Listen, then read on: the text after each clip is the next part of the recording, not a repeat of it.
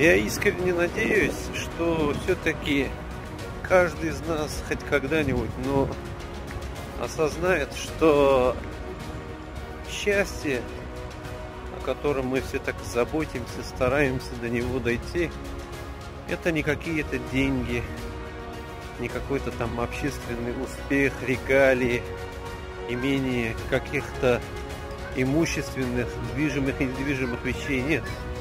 Счастье — это то, что, слава Богу, ты сегодня проснулся. Глаза видят, уши слышат, ноги ходят, руки и все твои чресла помогают тебе взаимодействовать с этим миром. Просто жить, просто быть живым. Чувствовать этот мир. Вот оно счастье. Вот она радость, на которую многие из нас просто